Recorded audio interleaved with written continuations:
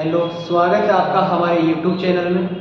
आज हम देखेंगे न्यूक्लिक एसिड की basic properties and nucleic acid का इंट्रोडक्शन, जिसके अंदर ये स्पेसिफिक MSc वाले स्टूडेंट्स के लिए है। और न्यूक्लिक एसिड और DNA के अंदर हमारे जैसे न्यूक्लियोटाइड्स और जो नाइट्रोजनी क्षार जैसे होते हैं, ये सभी सबके कॉमन चलते हैं। बट आज हम देख रहे हैं न्यूक्लिक एसिड।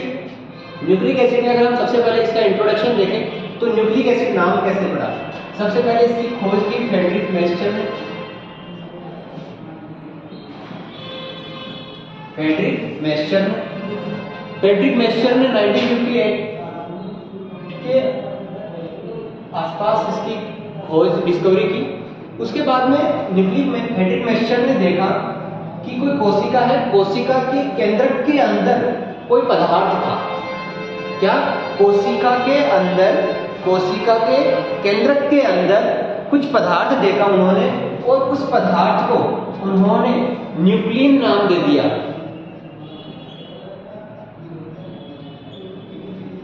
कोशिका के केंद्रक में फ्रेडरिक मेस्चर ने कुछ पदार्थ देखा, लिक्विड, और उस लिक्विड के अंदर जो संरचना दिखी, जो मॉलिक्यूल्स दिखे, उसको फ्रेडरिक मेस्चर ने न्यूक्लिन नाम दे दिया।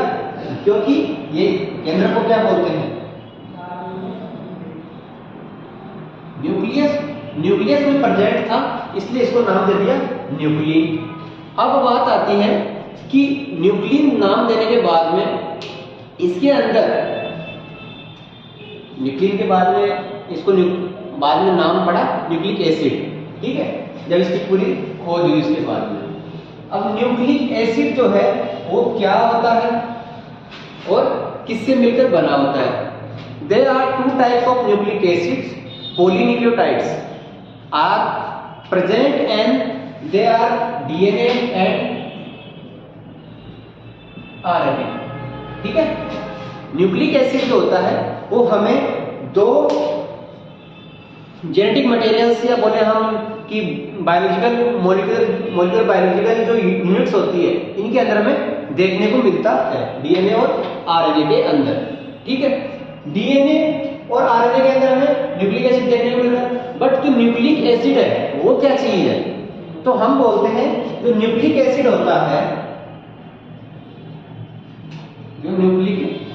होता है, वो 3 कंपोनेंट से मिलकर बना होता है, सब यूनिट से मिलकर बना होता है। ठीक है, तो न्यूक्लियोटाइड जो न्यूक्लिक एसिड है ये बनता है, अगर सिंपल फॉर्म में बोले, अगर किसी एक मोनोमर यूनिट को बोले तो बोलेंगे न्यूक्लियोटाइड। क्या बोलेंगे?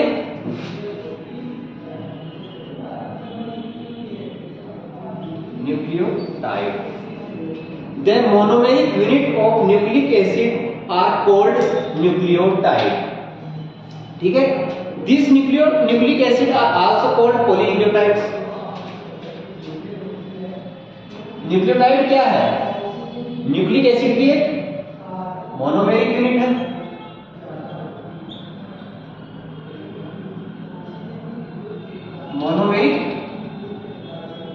है। और अगर हम बोले कि इसको क्या करा दे? पॉलीमराइज करा दे। अगर ये ही न्यूक्लियोटाइड अगर मल्टीपल जुड़ते जाते हैं तो हम क्या बोलेंगे? वो क्या बन जाएगा? Nucleic acid. अगर हम बोले पॉलीन्यूक्लियोटाइड तो हम क्या बोल रहे हैं? Indirectly nucleic acid. हम बोलते हैं न्यूक्लिक एसिड की जो मोनोमर यूनिट है उसको क्या बोलते हैं? न्यूक्लियोटाइड। अब एक यूनिट के लिए हम पढ़ लेते हैं। न्यूक्लिक एसिड पूरे को पढ़ने से अच्छा है पॉलीन्यूक्लियोटाइड, जिसके अंदर मल्टीपल ऑफ न्यूक्लियोटाइड्स है, और इसकी एक यूनिट क्या है न्यूक्लिक एसिड की? न्यूक्लियोटाइड। तो हम एक यूनिट को पढ़ लेते हैं, किसको? न्यूक्लियोटाइड को, कि न्यूक्लियोटाइड के अंदर कौन कौन से सब यूनिट से मिलकर ये बना हुआ है। ठीक है, तो अब हम पढ़ते हैं न्यूक्लिक एसिड के लिए एक मोनोमर यूनिट लेते हैं न्यूक्लियोटाइड्स, और एक न्यूक्लियोटाइड के अंदर कितने प्रकार के कंपोनेंट से मिलकर ये बना हुआ होता है। पहला अगर हम देखें न्यूक्लियोटाइड्स के अंदर देखें तो कितने अदर जो सब यूनिट्स होती हैं उनसे मिलकर बना होता है। A base that has nitrogen groups. क्या? एक होता है इसके अंदर नाइट्रोजन ग्रुप। ठीक है, दूसरा अगर हम देखें तो क्या होगा, राइबोज शुगर, क्या राइबोज शुगर।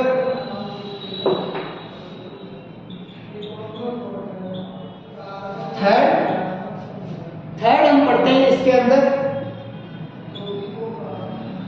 फॉस्फेट ग्रुप, और फॉस्फेट ग्रुप किस फॉर्म में होता है, -3। ठीक है, F5 carbon containing 5 carbon containing sugar, 5 carbon containing sugar. ठीक है, ये 3 सब यूनिट्स मिलकर फॉस्फेट ग्रुप, राइबोज शुगर और नाइट्रोजनी क्षार ग्रुप, नाइट्रोजनी बेस, सॉरी इसको लिखना है नाइट्रोजनी बेस ग्रुप, नाइट्रोजन बेस।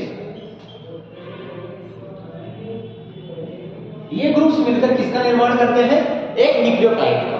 और न्यूक्लियोटाइड किसकी मोनोमर यूनिट है, न्यूक्लिक एसिड की। तो हम पढ़ रहे हैं एक यूनिट की स्टडी कर रहे हैं, किसकी, न्यूक्लिक एसिड की। और जैसा एक यूनिट है न्यूक्लिक एसिड की, कोई एक यूनिट है, उसी से मिलकर पूरा न्यूक्लिक एसिड बना है। तो हम पढ़ रहे हैं उस एक यूनिट को पढ़ रहे हैं, उसके अंदर वो किससे बनी है और फर्दर वो फिर सारा सेम नहीं होता।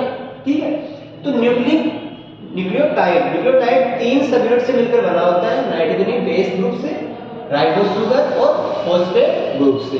अब हम इसके अंदर हम देखेंगे कि जो पहला नाइट्रोजनी बेस ग्रुप है, नाइट्रोजनी बेसेस जो होते हैं ये कितने टाइप के होते हैं और कौन कौन से नाइट्रोजनी बेस होते हैं। ठीक है, इन सब का इंट्रोडक्शन हम देखते हैं। देखो, और जो राइबोज शुगर जो इसके अंदर पेंटोज शुगर है वो कितने कार्बन कंटेनिंग की है, 5 कार्बन कंटेनिंग शुगर होती है। अब हम देखते हैं नाइट्रोजनी बेस जो होते हैं वो होते हैं फर्दर 2 टाइप्स के। कितने टाइप के, ये होते हैं 2 प्रकार। पहला प्यूरिन,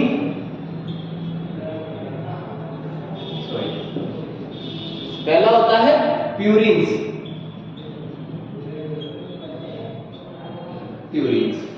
दूसरा पिरामिडीन।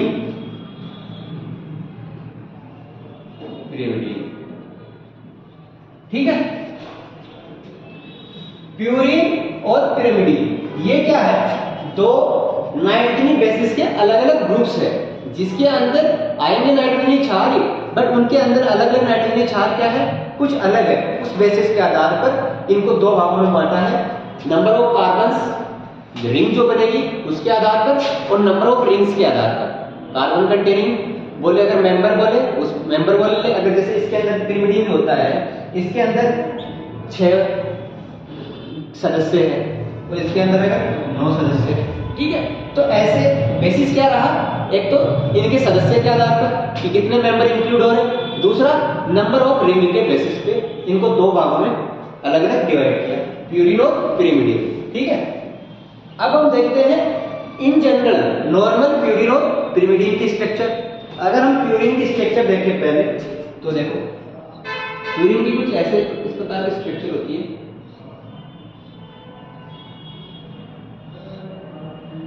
ठीक है, पिरिमिडीन के अगर स्ट्रक्चर देखें हम, इनके अंदर रेजोनेंस देखने को मिलता है। इस रिंग के अंदर इन दोनों रिंगों में क्या देखने को मिलता है, रेजोनेंस। ठीक है, जिससे रेजोनेंस प्रेजेंट होने की वजह से ये क्या है, एक एरोमेटिक स्ट्रक्चर होती है। एरोमेटिक स्ट्रक्चर आपको पता है, अल्टरनेट अनुनाद पढ़ा होगा आपने, double single alternate bond formation इनमें रहता है। अब देखो, प्यूरिन के अंदर टोटल नंबर ऑफ मेंबर्स अगर हम देखते हैं तो वो होते हैं 9 मेंबर, 9 मेंबर्ड रिंग। क्या है, ठीक नहीं लिखा था, हिंदी में लिखो, 6 सदस्यीय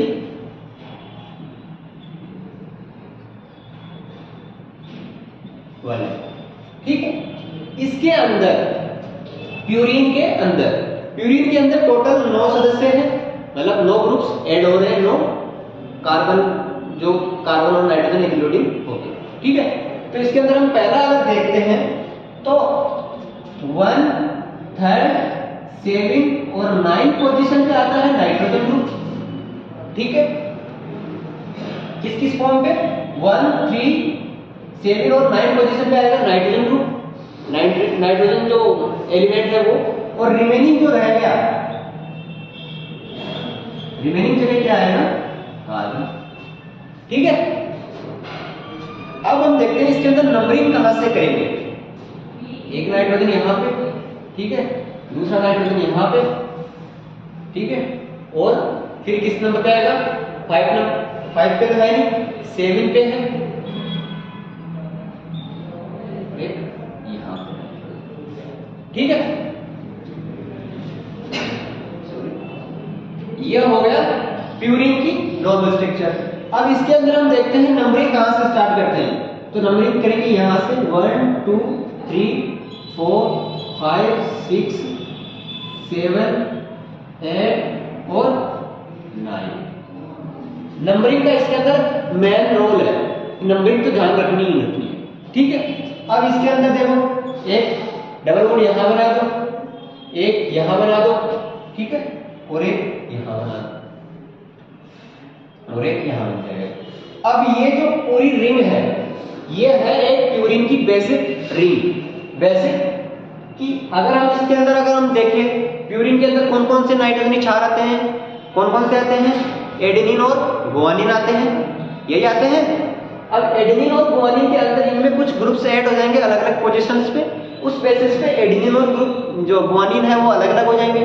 ठीक है, बट अगर प्यूरिन की बेसिक स्ट्रक्चर देखें तो प्यूरिन की बेसिक स्ट्रक्चर ये होती है। एक इसके अंदर जो नंबर ऑफ रिंग है, बेसिस जो था हमने देखा था वो क्या था? एक तो कि इनके अंदर कितने सदस्य हैं, दूसरी इसके अंदर रिंग कितनी देखने को मिल रही है हमें। ठीक है, ये जो रिंग होती है जो 4, 5, 6 ये बेंजीन इधर रह गई, और जो इधर वाली जो ये रिंग बन रही है इसको बोलते हैं इमिडोजोल रिंग। यहां दिख रहा है आपको, इसको बोलते हैं इमिडोजोल रिंग, इमिडोजोल रिंग। ठीक है, आगे समझ में? इसको क्या बोल रहे हैं? इमिडोजोल रिंग बोल रहे हैं। ये हो गया प्यूरिन का बेसिक इंट्रो। अब आते हैं पिरिमिडीन। पिरिमिडीन जो होता है इसके अंदर जो रिंग देखे तो रिंग कितनी देखने को मिल रही है? एक देखने को मिलती है। और मेंबर कितने हैं? 6। ठीक है, अब इसके अंदर कार्बन और नाइट्रोजन दोनों अलग अलग एलिमेंट आएंगे, तो जो नाइट्रोजन है वो कौन कौन सी पोजीशन पे आएगा? वो आएगा 1 एंड 3rd पोजीशन पे। किस पे आएगा? 1 एंड 3rd पोजीशन पे नाइट्रोजन, और रिमेनिंग जगह कार्बन आएगा। ठीक है, अब इसके अंदर कहां कहां नाइट्रोजन आएगा? 1 और एक यहां पे। ठीक है, सॉरी इसको वहां ना लिखते हैं, यहां लिखते हैं ताकि इसके सिमिलर हो जाए। अब ये इधर वाली रिंग अगर इसकी इमिडोजोल रिंग को हटा दे तो सेम ही है। ठीक है, बट पिरिमिडीन में क्या होता है? नंबरिंग का डिफरेंस आ जाता है। इसमें नंबरिंग हम यहां से कर रहे हैं, जबकि इसके अंदर नंबरिंग पिरिमिडीन में हम यहां से करना स्टार्ट करते हैं। ये आईपीसी के अकॉर्डिंग फिक्स्ड है।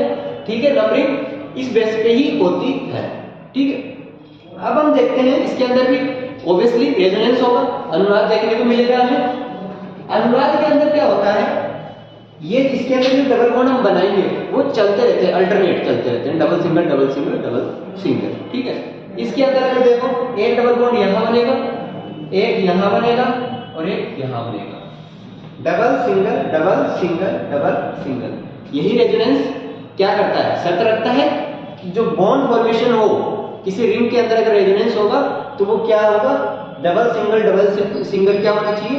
वो रिपीट होने चाहिए, और टोटल जो उसके अंदर ग्रुप सदस्य होंगे उनकी जो हाइब्रिडाइजेशन होना चाहिए वो क्या होना चाहिए? sp2 के अंदर होना चाहिए, जो कि हमारे सभी कार्बन और नाइट्रोजन sp2 हाइब्रिडाइजेशन के अंदर है। ठीक है, ये हो गई नॉर्मल पिरिमिडीन की स्ट्रक्चर, ठीक है। इसके अंदर रिंग 1 है, इसमें रिंग 2 देखने को मिल रही है, ये 9 सदस्यीय वलय है और ये 6 सदस्यीय वलय है। इसके अंदर नंबर 1 और 3 पे और इसके अंदर 1379 पे क्या होगा, नाइट्रोजन होगा और रिमेनिंग जगह कार्बन देखने को मिलेगा। इस वाली जो रिंग होती है इसको इमिडाज़ोल रिंग बोलते हैं तथा ये तो इधर कार्बन होगा रिमेनिंग और 1 और 3 पोजीशन पे क्या होगा, नाइट्रोजन ग्रुप होगा। और इसके अंदर एरोमेटिक रेजोनेंस है, एरोमेटिक स्ट्रक्चर है, ठीक है। ये हो गया नॉर्मल नाइट्रोजन बेसिस की थीम कि ये नाइट्रोजन बेस है। अब अगर हम देखें कि पिरिमिडीन जो नाइट्रोजन क्षार होते हैं वो कितने होते हैं, तो वो होते हैं 3। कितने होते हैं, 3। और प्यूरिन होते हैं 2। कौन कौन से, पहला ये यहां दिख नहीं रहा होगा आपको, इसको रब कर देते हैं फिर हम देखते हैं, ठीक है। स्ट्रक्चर नोट कर लिया आपने, आगे समझ में। अब हम चालू देखते हैं इसके अंदर कि जो प्यूरिन होते हैं ऐसे तो कितने नाइट्रोजन क्षार होते हैं, हम तो पिरिमिडीन होते हैं, ऐसे कितने नाइट्रोजन क्षार होते हैं, ठीक है। प्यूरिन जो होते हैं इसके अंदर एडेनिन और दूसरा होता है मतलब गुआनिन। पिरिमिडीन के अंदर एक तो हो गया साइटोसिन,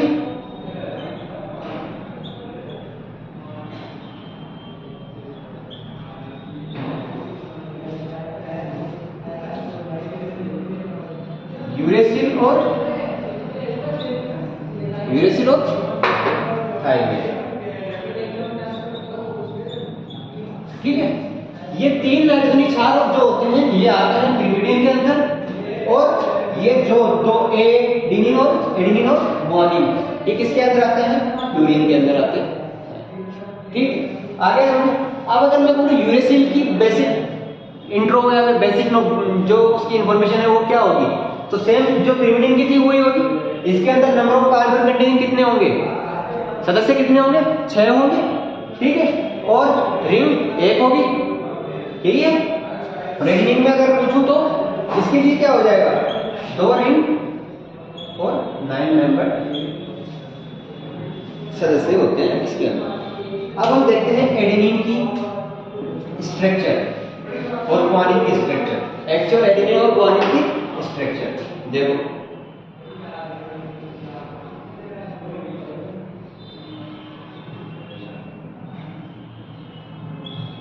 इसके अंदर 2 ग्रुप होते हैं, एक तो होता है ऑक्जो, एक होता है एमीन। इन 2 ग्रुप्स को अलग अलग पोजीशन पे रखना है और फर्दर बताते चल रहे हैं कि ये ग्रुप जिसमें इस पोजीशन पे ये ग्रुप लगे हैं वो क्या होगा, ये होगा एडेनिन। और अगर एडेनिन में हम बात करें तो एडेनिन में 6 नंबर पे एमीन और 6 नंबर पर अगर एमिनो ग्रुप लग जाएगा तो उसको बोल देंगे एडेनिन, ठीक है। और प्यूरिन में अगर 6 पे ऑक्जो और 2 पे एमिनो ग्रुप लग जाता है तो उसको बोल देते हैं गुआनिन, ठीक है। अभी हम बनाते हैं स्ट्रक्चर इसकी, जिसके अंदर हम यहाँ पे नाइट्रोजन होगा, यहाँ पे नाइट्रोजन होगा, यहाँ पे नाइट्रोजन, यहाँ पे नाइट्रोजन,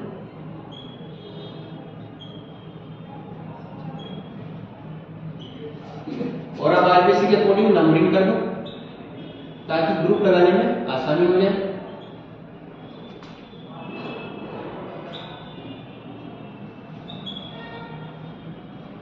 जो मैंने अभी सारी शर्तें बताई थी वो सारी फुलफिल हो रही है, ठीक है। अब हम कर रहे हैं, यहां बना रहे हैं एडेनिन के लिए, एडेनिन की स्ट्रक्चर। एडेनिन के स्ट्रक्चर के लिए हम क्या करेंगे, 6 नंबर पे क्या लगा दो, एमिनो ग्रुप। क्या लगा दो, एमिनो ग्रुप, NH2 ग्रुप लग जाएगा, ठीक है।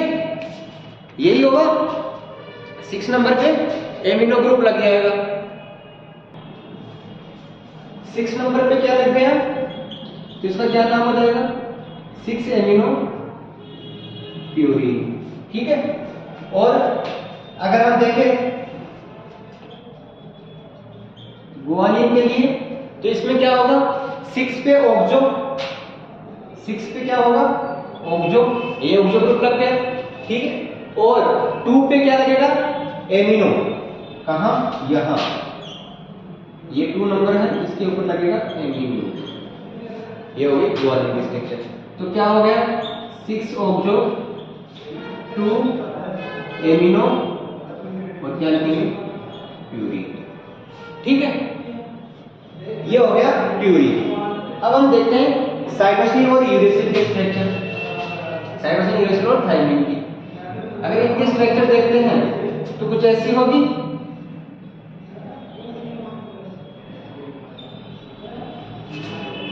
ये साइटोसिन, ये यूरेसिल और ये थायमिन, ठीक है।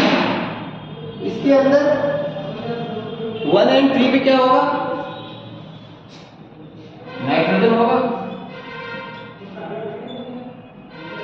ठीक है। नंबरिंग कहां से स्टार्ट करेंगे, 1 2 3 4 5 6 1 2 3,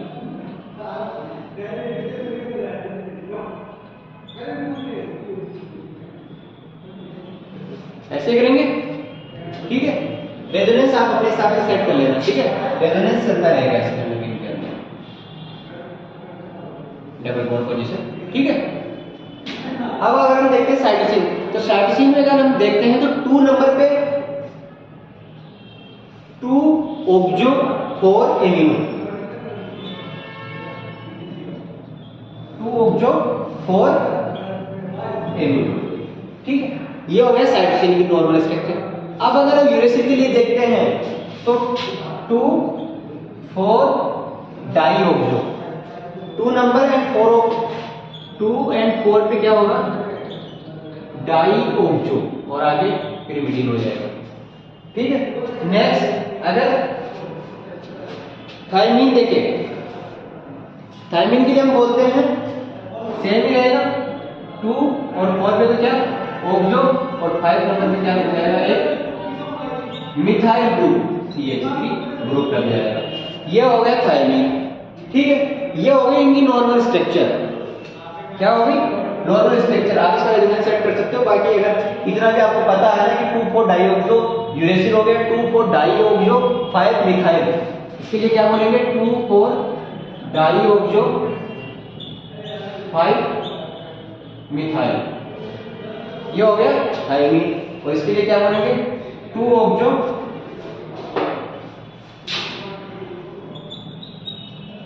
2 ऑक्सो और 4 एमिनो पिगमेंट। ये हो गई सभी पांचों एमिनो जो नाइट्रोजन क्षार है, सॉरी ये क्या है, पांचों एमिनो, सॉरी ये पांचों नाइट्रोजन क्षार है। इन नाइट्रोजन क्षार की स्ट्रक्चर हो गई जो 2 प्यूरीन में है और 3 pyridine के अंदर है, ठीक है। अब हम एक चीज इसके लिए कॉमन पढ़ते हैं कि डीएनए और आरएनए के अंदर प्यूरीन और pyrimidines को पढ़ते हैं। तो हम बोल रहे हैं कि जो साइटोसिन होता है ये डीएनए और आरएनए के अंदर दोनों में कॉमन क्या है, एक नाइट्रोजन क्षार है, एक कॉमन pyrimidine है। डीएनए और आरएनए के अंदर कॉमन नाइट्रोजन क्षार कौन सा है, कॉमन नाइट्रोजन pyrimidine क्षार साइटोसिन है, क्योंकि आरएनए के अंदर क्या देखने को मिलेगा हमें, यूरेसिल, जबकि डीएनए के अंदर थायमिन। ये वीडियो यहीं तक रखेंगे। नेक्स्ट वीडियो के अंदर हम इसके आगे बात करेंगे शुगर और जो न्यूक्लियोटाइड्स एंड न्यूक्लियोटाइड की जो बात चल रही है उसको हम आगे करेंगे। तो यहाँ तक आई होप कि आपको समझ में आया होगा, और अगर अच्छा लगा वीडियो तो लाइक एंड सब्सक्राइब करना और वीडियो को शेयर करें। Thank you.